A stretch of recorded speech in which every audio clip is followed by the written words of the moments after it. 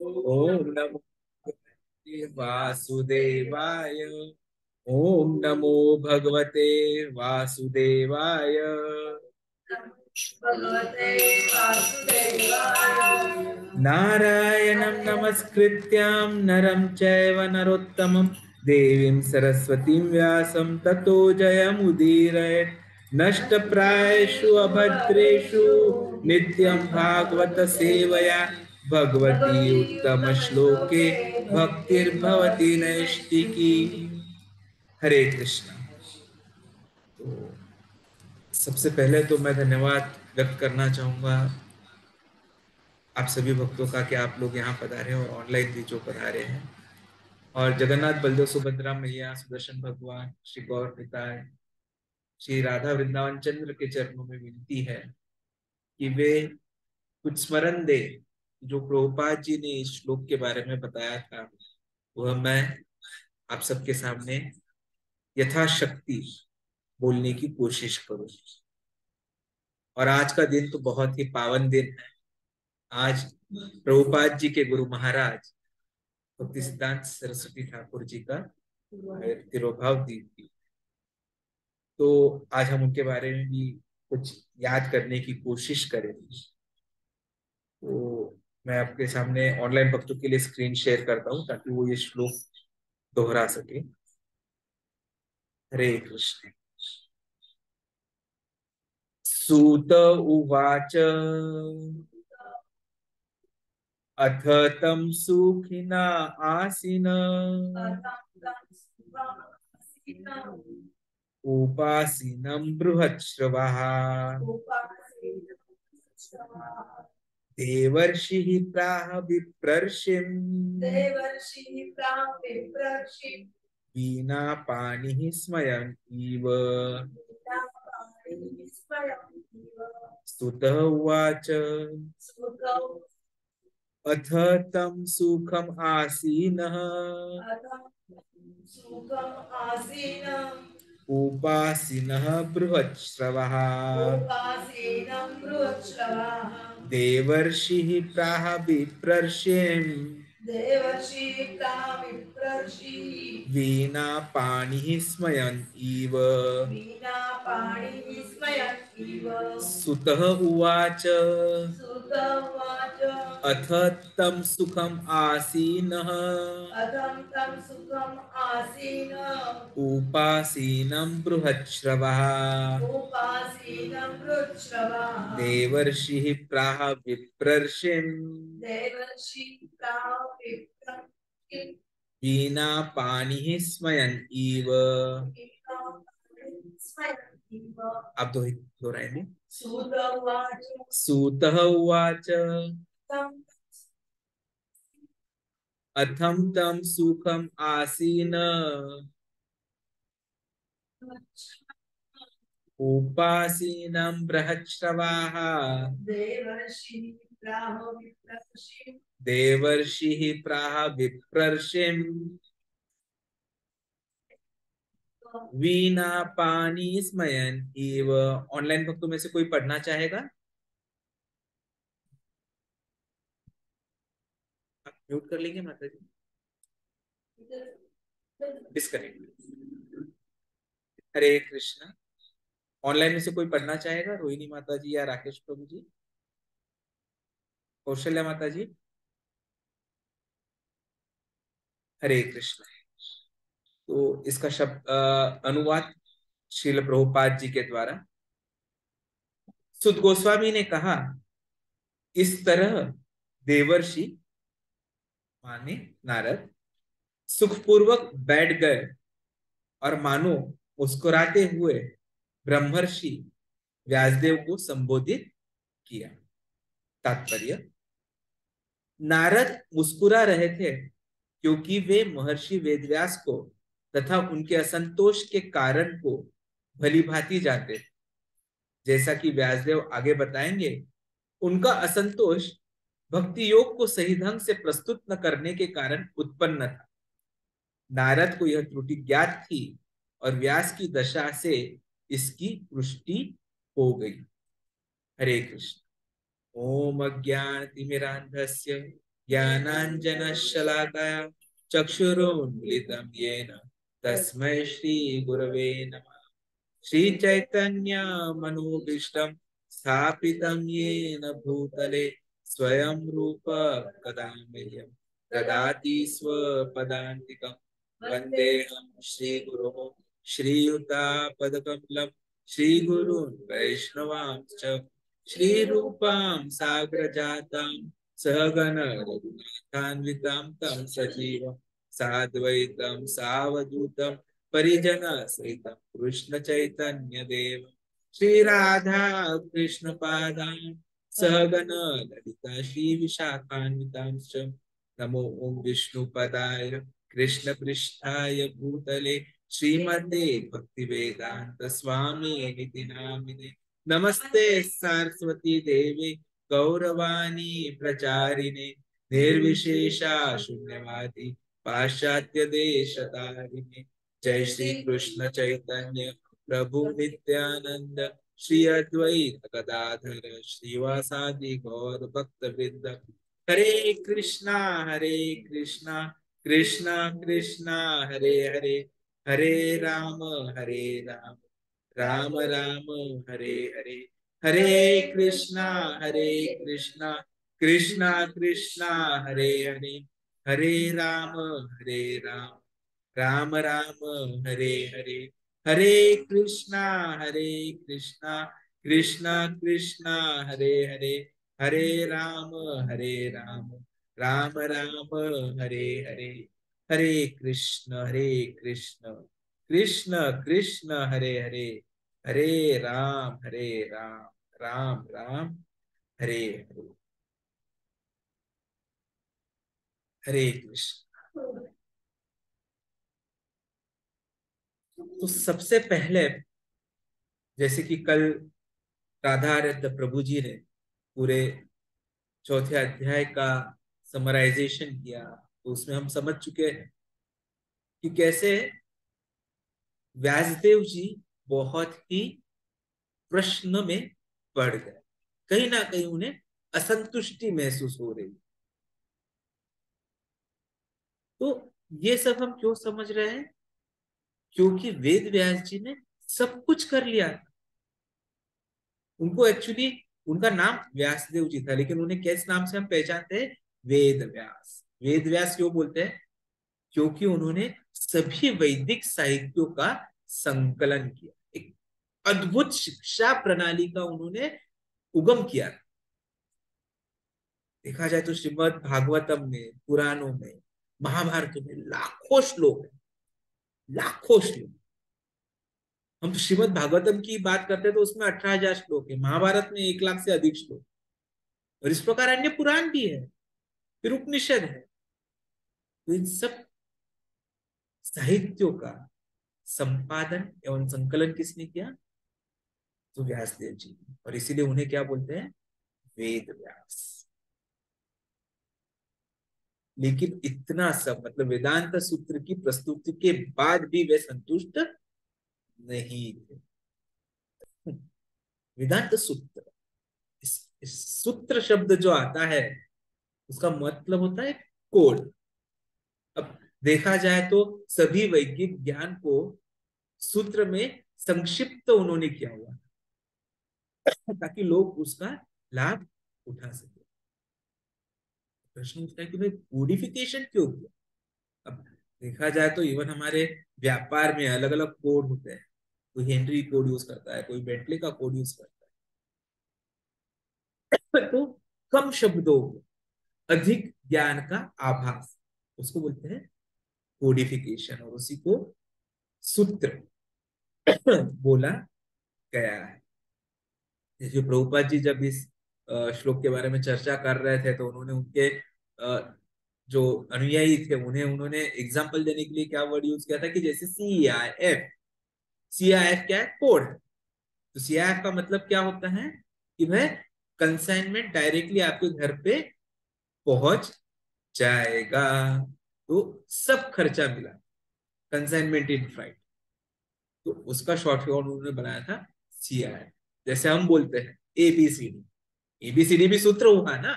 Association, books, chanting, deity worship या फिर diet Krishna Prasad. तो ऐसा इतना बड़ा गहरा ज्ञान था वेदों का, उस सबको उन्होंने सूत्रित किया व्यासदेव जी।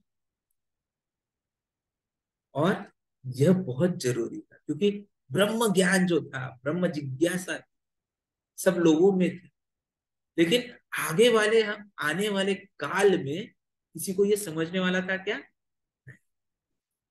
श्लोक पाठ होतात का तुमचे लवकर? मग विचार कर, लाखो लाखो श्लोक पाठ झाले असते, आपल्याला गणिताचे काही सूत्रच पाठ होत, श्लोक तो दूरची गोष्ट है, बरोबर है? तो इसीलिए प्रश्न चिन्ह हो जाता है कि भाई अब करें तो क्या करें, क्योंकि फाइनली वेद क्या बताते हैं? अथ तो ब्रह्म जिज्ञासा, मतलब अथ अथ मतलब अभी, इसके बाद ब्रह्म, ब्रह्म मतलब परम निरपेक्ष सत्य, और जिज्ञासा किसी की पूछताछ करनी चाहिए। हमें तो बताया जाता है कि भाई हमने जो परम निरपेक्ष सत्य है उसके बारे में पूछताछ करनी चाहिए, और कब? अथ। अथ का अर्थ अलग अलग लोग जो है वो अलग अलग लेते हैं, अलग अलग भाष्यकारों ने इसको अलग अलग तरीके से समझाया है। पर जब किसी को सर्वोच्च के बारे में पूछताछ करने के लिए तैयार हो जाते हैं, तब वह ब्रह्म जिज्ञासा मन में आ जाती। और वेदांत सूत्र में इस ब्रह्म जिज्ञासा का तुरंत उत्तर दिया गया। ब्रह्म क्या है, ये सबसे बड़ा क्या है? ये कहते हैं कि ये सबसे बड़ा सुख है। लेकिन क्या होता है कि हमने भौतिक सुख तो भोग लिया, तो ब्रह्म के बारे में वेद व्यास जी ने लिख लिया, समझ लिया, लेकिन वे संतुष्ट नहीं। और उसी तरह आज हमारा जन सामान्य है, हम लोग हैं कि हम हर तरह के भौतिक सुख के पीछे भाग जाते हैं, हर तरह का भौतिक सुख प्राप्त करने की कोशिश करते हैं। शाळेत पहिला नंबर मिळवायचाच, पास व्हायचं, कॉलेजला जायचं, नोकरी मिळवायची, मग छोकरी मिळवायची, आणि मग परत मुलं करायची, आणि मग नातू खेळवायची। सुख, प्रत्येक गोष्टीत सुख मिळवायचा प्रयत्न, बरोबर आहे की नाही? परंतु तरी सुद्धा काय होतं? संतुष्टी नहीं होती, संतुष्टी नहीं मिळत। आणि म्हणून वेदांत सुख, इसलिए वेदांत सुख, क्योंकि हम असली सुख क्या है, ब्रह्म जिज्ञासा क्या है, इसके पीछे बिल्कुल नहीं जाते। जबकि वेदांत सूत्र में एकदम वैज्ञानिक तरीके से, शास्त्रीय तरीके से हर चीज का जवाब मिला है, ब्रह्म जिज्ञासा का उत्तर प्राप्त। आज के वक्त में हमारे इतने सारे वैज्ञानिक है, कोई मार्स जाना चाहता है, कोई जुपिटर जाना चाहता है, कोई जुपिटर के मून पे जाना चाहता है, सैटर्न के मून पे जाना चाहता है, कोशिश करने लगते हैं कि ये क्या है, इस ब्रह्मांडीय अभिव्यक्ति का मूल स्रोत क्या है, हम क्यों खुशी के पीछे भागना चाहते हैं, हम क्यों भ्रमित है, इतने सारे प्रश्न। और उसके लिए खोज, अभियान, डिस्कवरीज, कोई चांद के इस तरफ यान उतारेगा, कोई चांद के उस तरफ यान उतारेगा, ताकि स्रोत का पता चले। किंतु ये सब करने की हमें प्रायः आवश्यकता ही नहीं, क्योंकि मूल का स्रोत क्या है, यह सब वेदांत सूत्र में हमें मिल जाता। भागवतम की शुरुआत में ही क्या आ रहा है? जब हमने ये सब चर्चा शुरू की थी, तो हमारा सबसे पहला श्लोक क्या था? जन्मादि अस्य यतः, मूल, चाहे सुख हो या दुख, हर चीज का मूल स्रोत वही है। जन्मादि यस्य यतः, जहां से सब कुछ निकलता है, क्लेश भी निकल जाता है और सुख भी निकल जाता है, यह लौकिक अभिव्यक्ति भी निकलती है। आपूर्ति भी निकलती है, सब कुछ निकलता है, वह परम स्रोत है, सब कुछ निकलता है।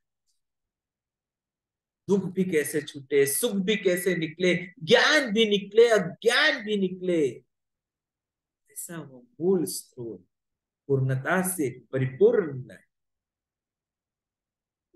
जैसे कल एक माता जी मुझे पूछ रहे थे, पूर्णस्य पूर्णमिदम, तो वो मूल स्रोत जो जिसमें से कुछ निकल भी जाए तो भी वह पूर्ण रहता है। तो इस मूल स्रोत के बारे में भगवत गीता भागवतम में समझाया गया। कृष्ण भगवत गीता में कहते हैं अहम सर्वस्य प्रभव, 10वें अध्याय में 8वां श्लोक आता है कि मैं हर चीज का स्रोत हूं, मैं खुशी का स्रोत हूं, मैं संकट का स्रोत हूं, मैं इस ब्रह्मा विष्णु महेश्वर सब कुछ का स्रोत हूं। मत्तः परतरम न अन्यत्, मुझसे बढ़कर कोई सर्वोच्च स्रोत नहीं है। वैध दुख सुख क्यों, तो इस सब का उत्तर भी भगवत गीता में दिया है। सर्वस्य चहम हृदि सन्निविष्टो मत्तः स्मृतिर्ज्ञानम अपोहनम च, मैं सबके हृदय में विराजमान हूं और मुझसे स्मरण और विस्मृति होती है। मत्तः स्मृतिर ज्ञानम अपहोनम च।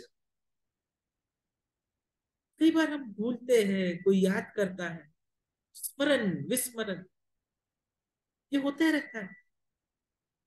तो कृष्ण, कोई कोई याद करता है कृष्ण को, कोई कृष्ण भावनामृत में सम्मिलित हो जाता है, तो कोई कृष्ण भावनामृत को भूल जाता है। ऐसा क्यों? सबका स्रोत कृष्ण। वास्तव में हम सबका, मेरा, हमारा स्वाभाविक स्थिति क्या है, जो चैतन्य महाप्रभु कहते हैं जीवेर स्वरूप नित्य कृष्ण दास। वास्तव में जीवों की संवैधानिक स्थिति यह है कि वे भगवान के नित्य सेवक है, नित्य पार्षद है, यह उनकी स्थिति है और हमारा उद्देश्य भी वह है। लेकिन हम भूल जाते, तो वो स्मृति भी, जैसे पहले ही श्लोक में है जन्मादि यस्य, ये भूलते हैं। क्यों भूलते हैं? क्योंकि वे भूलना चाहते हैं।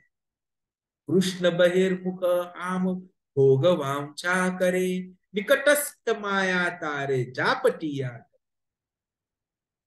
प्रेम विवर्त प्राण में ये श्लोक आता है। तो यह भौतिक दुनिया है, मतलब हर कोई भूल कर क्या कर रहा है, स्वयं को भगवान बनाने की कोशिश कर रहा है कि मैं नियंत्रण, मैं सब कुछ नियंत्रित कर सकता हूँ, सब कुछ मेरे नियंत्रण में है। मेरी बीवी, मेरे बच्चे, मेरे पति देव, मेरे माँ बाप, मेरे पड़ोसी, मेरा समाज। मैं काउंसिलर बनकर कंट्रोल करूंगा अपनी कॉलोनी पर, मैं एमएलए बनकर कंट्रोल करूंगा अपने विधानसभा क्षेत्र पर, एमपी बनकर कंट्रोल करना चाहूंगा पूरे लोकसभा क्षेत्र पर, मंत्री बनकर कंट्रोल करना चाहूंगा, नियंत्रण करना चाहूंगा राज्य पर, प्रधानमंत्री बनकर पूरे देश। नियंत्रण करना किसका कर्तव्य है? भगवान।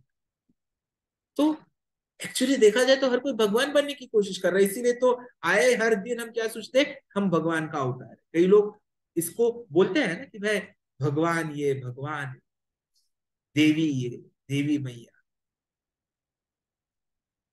एक्चुअली सब लोगों के बीच में जैसे कि प्रतिस्पर्धा लगी हुई है, लेकिन हम सब भूल जाते हैं, जैसे प्रभुपाद जी बोलते हैं, we forget that we are dogs, हम कुत्ते हैं, वो भूल जाते हैं और भगवान बनने की कोशिश कर रहे हैं। बहुत कुछ, मानो भगवान बहुत सस्ती चीज है कि कोई भी भगवान बन सकता, पर ये सच नहीं है। भगवान ने हमें मौका दिया है, ठीक है, तुम नियंत्रण करना चाहते हो, तुम भोगना चाहते हो, तो ठीक है, जाओ भौतिक दुनिया में जाओ और वहां भगवान बनने की कोशिश करो अधिक से अधिक। पर ये क्या है, ये असुरी हिरण्यकशिपु की तरह। जैसे ही प्रहलाद महाराज नारायण कृष्ण कहते हैं ये तुरंत क्रोधित हो जाते हैं। ये नारायण कौन है? ये भगवान है। जैसे ये बच्चा कर रहा है, नहीं मैं भगवान हूं, भगवान मैं हूं। आप पिताजी, आप किसी और भगवान का सम्मान करने की कोशिश करते हैं। परम भगवान तो कृष्ण है। नहीं, मैं भगवान हूं, तू गलत है, देख मैं तुझे नष्ट करता हूं। कोशिश करते हैं, पर क्या होता है? ये नष्ट नहीं कर पाते, क्योंकि वे भगवान नहीं। तो ये तत्वज्ञान आज का है, ऐसा नहीं है कि हम भगवान बनने की कोशिश करें। वर्षों से, हजारों करोड़ों सालों से ये चलता आ रहा है। यह असुरी वृत्ति है। हर कोई भगवान बनना चाहे। निचली स्थिति में, मतलब लोअर लाइफ फॉर्म्स में हम सोचते हैं कि मैं शरीर हूं, या मैं मन हूं, मैं बुद्धि हूं। और जैसे ही हम मनुष्य जीवन में आ जाते तो हम क्या सोचते हैं? मैं भगवान, और बहुत कुछ।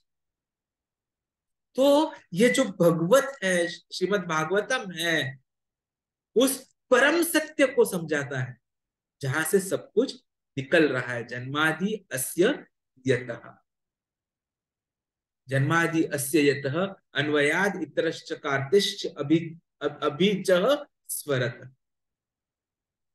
श्रीमद् भागवतम तत्वज्ञान की सही व्याख्या है। जो हर चीज का मूल स्रोत है, वही आरंभ है। इसलिए इसे भाष्याशय या ब्रह्म सूत्र नाम भी कहा जाता है। भाष्य अयम, अयम मतलब ग्रंथ। तो श्रीमद् भागवतम वेदांत सूत्र पर सही टिप्पणी है। तो ये वेदांत सूत्र भाष्य या जो है, वह मूल रूप से वेद व्यास जी के द्वारा क्यों लिखा गया है, इस सब की चर्चा जो है इस 5वें अध्याय में की गई है। तो कारण यह था कि अंत तक सभी वैदिक साहित्यों का संकलन करने के बावजूद, वेदांत सूत्र के बावजूद, वेद व्यास जी क्या थे? संतुष्ट नहीं। वेद व्यास जी उदास थे। प्रभुपाद जी वर्ड यूज करते मोरोज। नारद मुनि ये आध्यात्मिक गुरु है, ये समझ सकते थे व्यासदेव जी कुछ खोज रहे हैं, कि मैं उदास क्यों हूं। जहां तक संभव हो मैंने लोगों को ज्ञान देने की कोशिश की। जहां तक मुझे विश्वसनीय स्रोतों से पता चला है, वो सब मैंने किया है। तो क्यों मैं संतुष्ट? तो उस समय नारद उनके पास आए, और जैसे ही नारद जी आए, तो व्यासदेव जी ने उनका स्वागत किया। क्योंकि शिष्य का यह कर्तव्य है कि वह आध्यात्मिक गुरु का अच्छी तरह से स्वागत करे। और जब वे अच्छी तरह से बैठ गए, तब यह श्लोक आता है। अथतम सुखम आसीन उपास्यनम बृहत श्रवः देवर्षि प्राह विप्रस्य वीणा पानी ही स्मयन। वीणा पानी। तो देवर्षि जब वे आराम से बैठे हुए थे, तो उनके हाथ में क्या थी? वीणा पानी। वीणा पानी सरस्वती भी कहलाती है, हाँ? तो वीणा का अर्थ मतलब वो जो तार वाला यंत्र होता है ना, ऐसे वो बजाते हैं, वो है वीणा। तो सरस्वती देवी भी तार वाला ही यंत्र बजाती है, पर वो है सितार या ऐसा कुछ। तो भौतिक ज्ञान प्राप्त करने के लिए हम क्या करते हैं? हम सरस्वती की पूजा भी करते हैं, बराबर है, क्योंकि वो ज्ञान का स्रोत है। और हम वैष्णव भी वही करते हैं, हम भी उनकी पूजा करते हैं। तो नारद को भी कभी कभी कुछ भाष्यकारों ने सरस्वती कहा, क्योंकि वे भी ज्ञान देते हैं। वे सभी के क्या बोलते हैं, आध्यात्मिक गुरु बने। तो प्रभुपाद जी जब ये लेक्चर दे रहे थे, तो उन्होंने ये वो बोला था कि मेरे आध्यात्मिक गुरु सरस्वती सिद्धांत सरस्वती के नाम से जाने जाते थे। सरस्वती मतलब ज्ञान। और आज का शुभ अवसर देखिए कि आज भक्ति सिद्धांत सरस्वती ठाकुर जी का हम याद करने के लिए बहुत ही अच्छा दिन। तो भक्ति सिद्धांत सरस्वती ठाकुर जी के बारे में बोला जाता है कि बहुत ही ज्यादा क्या बोलते हैं, बहुत इंटेलिजेंट। जब उनका भक्ति सिद्धांत सरस्वती ठाकुर को उनको बाद में नाम दिया गया, जब जन्म से उनका नाम क्या था, विमला प्रसाद दत्त। तो विमला प्रसाद दत्त जी जो थे, उनका जन्म कुछ 1874 में कुछ हुआ था, मुझे अभी एग्जैक्ट डेट याद नहीं। तो उनका जन्म पुरी में हुआ, हिंदू कायस्थ परिवार में। भक्ति विनोद ठाकुर जी के वे सुपुत्र हैं। तो कहा जाता है कि भक्ति विनोद ठाकुर जी ने प्रार्थना की थी कि मुझे कोई ऐसा पुत्र दे कि जो इस जो भी की भौतिकता चली है, जो भी गलत चीजें हो रही है, उन सबको काट कर नष्ट कर भगवत भक्ति को सही सही पैमाने में स्थापित कर सके। और भक्ति सिद्धांत सरस्वती ठाकुर इस तरह प्रकट हुए। और उनके गुरु कौन थे, तो गौर किशोर दास बाबा जी। गौड़ीय मठ जो हम बोलते हैं, उसकी स्थापना भक्ति सिद्धांत सरस्वती ठाकुर जी ने ही की हुई। और वहां से ही उन्होंने इतना सारा प्रचार प्रसार शुरू किया। तब तक बहुत अलग अलग फैक्शंस थे, लेकिन भक्ति सिद्धांत सरस्वती ठाकुर तुरंत पहचान लेते थे और हर किसी को हर किसी प्रकार की चर्चा में तुरंत हरा देते थे, इतना उनका ज्ञान प्रकट। और इसीलिए उन्हें आचार्य केसरी भी कहते हैं। आचार्य केसरी मतलब लायन गुरु, क्योंकि तुरंत बहुत अच्छे से वो बातें करते हैं। जो कुछ भी अद्वैतवाद था, मोनिस्टिक फिलोसॉफीज थी, उन सबको उन्होंने नष्ट किया और कृष्ण भक्ति जो थी उसे उन्होंने ठीक से प्रस्थापित किया। और उसी को फिर उन्होंने आगे बढ़ाया। और उन्होंने ही, जब प्रभुपाद जी सबसे पहली बार मिले थे तो क्या बोला था कि भाई आप पाश्चात्य देशों में जाइए और अंग्रेजी में इस ज्ञान का प्रचार प्रसार कीजिए। और उन्हीं का ये आदेश भी था कि जब भी पैसे मिले पुस्तक छापो और पुस्तक का वितरण। और आज देखिए कैसा संयोग है कि हमारा बुक मैराथन भी चल रहा है, कि हमें आज ज्यादा से ज्यादा पुस्तक वितरण करके प्रभुपाद जी के साथ साथ भक्ति सिद्धांत सरस्वती ठाकुर जी को भी प्रसन्न करना चाहिए। तो आप सबसे विनती है कि आप वितरण के लिए कम से कम एक एक किताब, एक भगवत गीता खुद खरीद लीजिए। भले ही वो आज दे सके आप, या कल दे सके, या फिर कभी फ्यूचर में दे सके, पर आज के इस पावन दिन पर, आज के इस दिन पर, इस अवसर पर हमने यह लेकर उन्हें सही मायने में याद करना चाहिए। तो उन्हें भी सरस्वती कहा गया क्योंकि उनका जो ज्ञान वह प्रकट था। तो ज्ञान दो प्रकार के होते हैं, अविद्या और विद्या। वास्तविक विद्या का मतलब है ब्रह्म विद्या या ब्रह्म जिज्ञासा। तो वही आया था, अथ तो ब्रह्म जिज्ञासा, यह विद्या है, वास्तविक ज्ञान है। और अविद्या क्या है, कर्म संन्यास।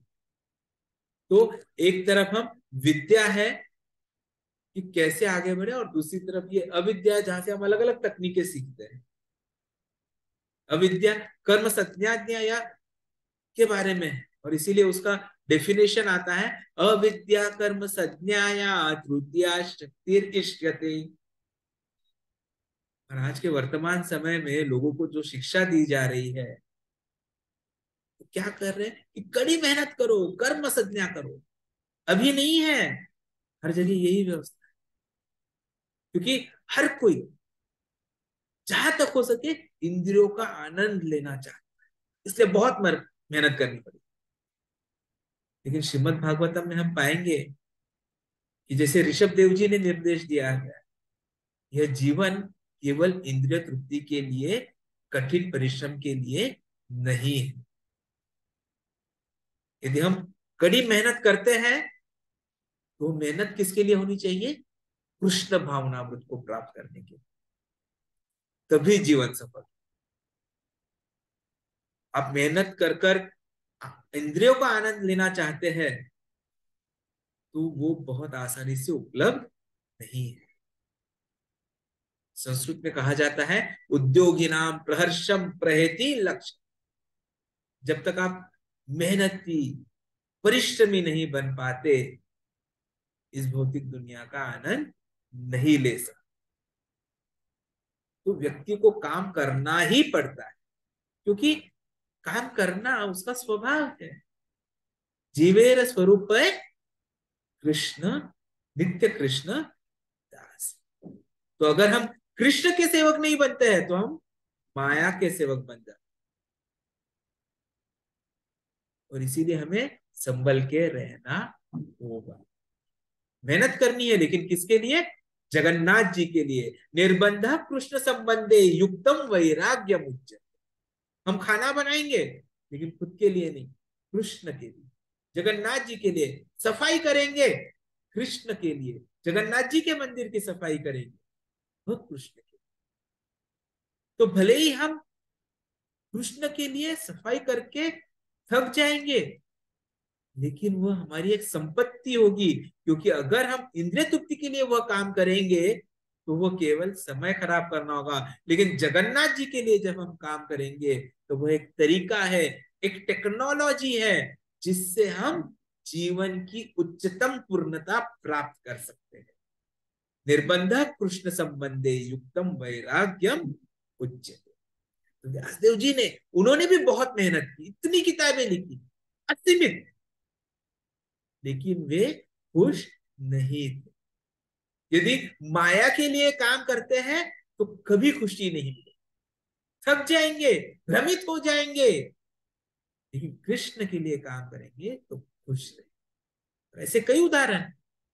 अर्जुन, अर्जुन भी एक उदाहरण है। वे क्या करना चाहते थे? He wanted to be a warrior.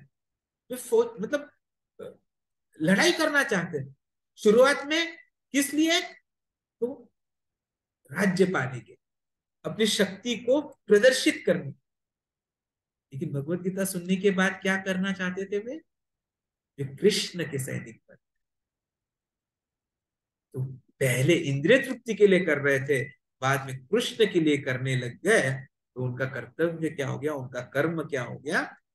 चेतना बदलते ही उनका अकाउंट ही चेंज हो, और सब कुछ उनकी शुद्ध भक्ति में वो चला गया। तो गतिविधियां वे ही है जो हमें करनी है, लेकिन हमें उसका अकाउंट बदलना है। खुद के अकाउंट के लिए वो नहीं करना है, जगन्नाथ जी के अकाउंट के लिए करना है। और जब हम ये अकाउंट चेंज करेंगे तो अपने आप अधिक लाभ प्राप्त हो जाएगा। तो भगवत गीता का, भागवतम का हमें बहुत अच्छे से अध्ययन करना है। प्रभुपाद जी कहते हैं कि श्रीमद् भागवतम के 8 प्रकार के भाष्य हैं, वे अधिकृत है, वे साधारण भाष्य नहीं है। साधारण भाष्य तो अनेक अनेक। तो श्रीमद् भागवतम के 8 भाष्य है, श्रीमद् भगवता के 9 भाष्य है। तो ये श्रीमद् भागवतम का, भगवत गीता का हमें ठीक से अध्ययन करना चाहिए। वे स्वयं प्रकाशित है, सूरज की रोशनी की तरह।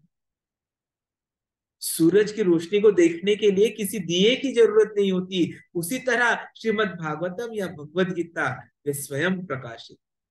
शब्द दर शब्द हमें समझने की कोशिश करनी चाहिए, तो आत्मज्ञान प्राप्त होगा। और उसे ठीक से समझने के लिए हमें आचार्यों की सहायता करनी चाहिए। तो ये 5वां अध्याय जो है वह व्यासदेव जी के प्रश्न और उत्तर है, जहां पर नारद जी बताएंगे, हे प्यारे प्रभु, आप अभी भी विलाप कर रहे हो, आपने बहुत अच्छे अद्भुत काम किए हैं, आप विद्वान हैं, आपने परलौकिक विष्णु के परलौकिक ज्ञान के बारे में पूछा है, आपने इतनी पुस्तकों का संकलन किया है। यह प्रश्न यह समझने के लिए होना चाहिए कि कारण क्या है। तो ये 5वां अध्याय जो है वो व्यासदेव का प्रश्न और उसका उत्तर है बहुत रोचक है। हम सबके पास श्रीमद् भागवतम होगा ही, नहीं होगा तो ऑनलाइन अवेलेबल है। ये बहुत ही अच्छी श्रृंखला होने वाली है, क्योंकि ऋषि नारद जो है वे व्यासदेव जी को अनु प्रेरित करने की जो है वे कोशिश करने वाले थे। व्यासदेव जी विद्वान थे, सामान्य रूप से वे नहीं हो सकते, वे भगवान नारायण क्या होता है, लेकिन फिर भी उन्होंने ऐसी स्थिति अवस्था प्रकट की, क्योंकि वे एक्चुअल जो ज्ञान है उसे बताना चाहते थे। तो नारद जी ये सब समझ रहे थे, और इसीलिए क्या आया है शब्द समयन ईव। समयन ईव का मतलब है मुस्कुराना। ऐसे महान व्यक्तित्व भी उदास हो जाते हैं, तो इसलिए वो क्या हो रहे थे, मुस्कुरा रहे। इतना योगदान के बाद भी वे खुश नहीं है, सही में उद्भुत है, इसलिए वे मुस्कुरा रहे थे समयान।